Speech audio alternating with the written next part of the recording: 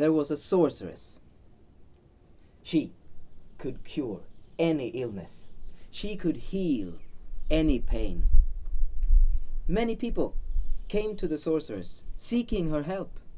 And one day, a hero arrived. A hero in pain. The hero, she said, I don't know where it comes from. The hero, she said, all I know is it hurts everywhere, above, below, in between. The sorceress brought the hero into the sauna, heated the sauna, surrounded by the smoke. The sorceress looked at the hero and said, if I am to cure this illness, if I am to take away your pain, then first I must trace its origin. Then first I must tell you a story.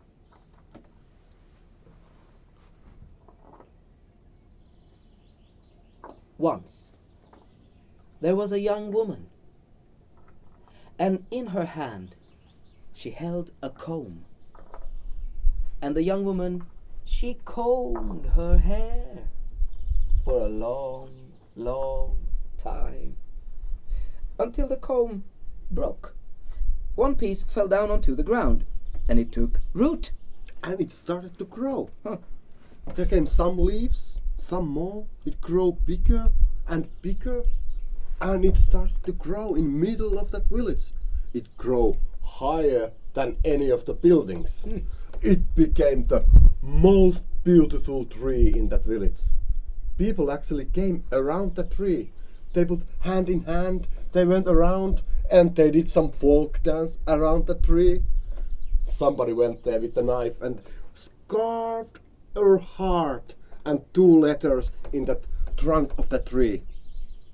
Tree, it kept growing. Growing, growing, growing. It was reaching to the sky. And it was growing so big that finally it reached the moon. It was covering all the sky. And the whole country, it was completely dark.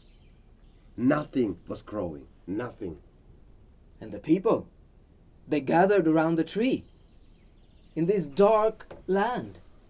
And they wondered, who would be strong enough to cut this tree down? At the same moment, from the sea, there rose a man. He wasn't small. He wasn't so big. He was about the size of my thumb. He came. He had an iron helmet, iron gloves, iron boots. He came and he had a sledge behind him. On that sledge, he had axe, old handle, shiny new iron. He came next to the tree. He hit his feet down under the ground. He took an axe and he hit the tree. And he split it in 2. One half crashed down into the east, the other down into the west. But one small splinter flew right up into the air. A man was looking at it. And he tried to catch it. But he couldn't get it. So it disappeared into the waves of the sea. Man was looking at it and he thought, that might become something evil. Just at that moment, in the sea, in the waves, someone was out for a swim. A dog. A dog whose fur was made of iron. A dog whose eyes were made of burning embers. The iron-furred dog saw the splinter, took it in between its teeth, swam back home to its master, and the master of the dog was a man with a broad-brimmed hat. The master of the dog was a man whose face was always covered in darkness. The master of the dog took the splinter, dipped it into a bowl full of snake blood, and then he caught a bird, and he took all the feathers while the wretched thing was still alive, and from those feathers, from that splinter, he made 3 arrows, gave them to his sons. Ja pahalla oli totta kai 3 poikaa. Yksi niistä oli rujo, yksi niistä oli rampa ja yksi niistä oli sokea. Noin 3 veljestä, ne otti ne 3 nuolta, ne otti jousipyssyn ja Rampa. Se ottaa sen käsille ja Rujo nostaa sen ylös. Rampa ja Rujo venyttää yhdessä sitä jousta ja se sokea, se tähtäs. Ja ensimmäinen nuoli, se lentää taivaalle. And the first arrow flew straight down into the ground with such force that the earth nearly split. That arrow will never come back, nor will it be missed by anyone. Toinen nuoli, se lähti ja se lensi taivaalle ja se osui taivaan kannattimiin. Sillä tavalla, että tähdet melkein tippuu alas. Sinne se nuoli jäi, eikä sitä kukaan kaipaa. Now the third arrow flew straight for a mountain, but not any mountain. A mountain made of copper, a mountain made of steel. The arrow bounced off the mountain and flew aimlessly through the air until it happened to hit this very hero. And this arrow has pierced into the flesh, into the marrow. This arrow must come back. The sorceress had traced the origin of the pain.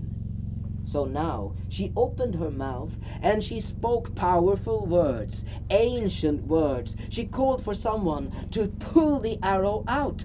And it wasn't long before the floor of the sauna started to shake. The ground was rumbling and trembling, and from the forest, across the fields, came running an ox. An ox that you could describe in many ways, but never, ever as being small.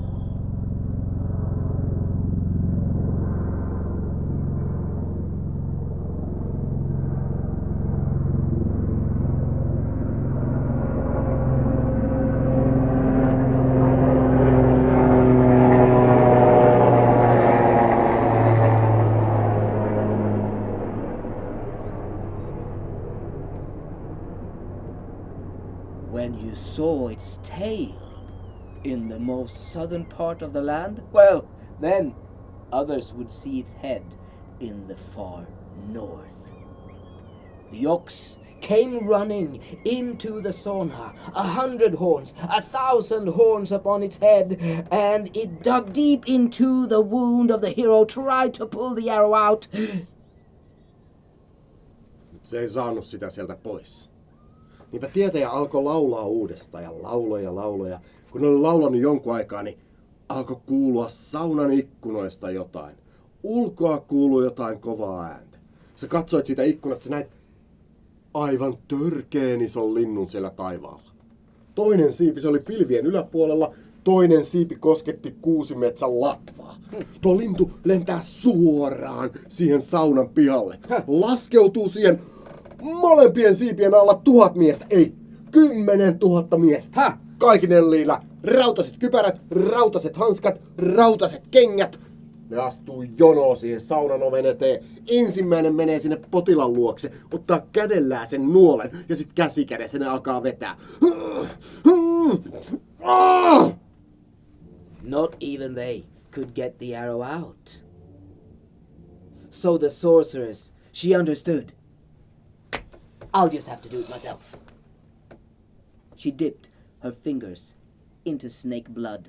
And then she took a stone in between her hands and she squeezed that stone until all the fat trickled out of it. And then her hands were ready. And so she found the arrow and she pulled it out. She took the arrow. She called for 100 snakes. Snakes came. She made saddles for those snakes. And she rode with those snakes towards north. She had an arrow on top of her head and she was laughing. In the end, she came to the end of the world in the north. And there it was, Whirlpool, Turjankoski. A big pool. All the bodies, all the diseases, all the evil things were going around and round. Some half-eaten flesh, some half-eaten fish, some diseases, and they all looked up and they yelled. They asked the sorceress, please take us out, take us back. She was looking down, she was laughing, she had an arrow. She looked down and yelled, Rautankova, Rautankova, Rautankova, Rautaraiska saatana, pidä itse kivut! That arrow would never come back, and nor would it be missed by anyone.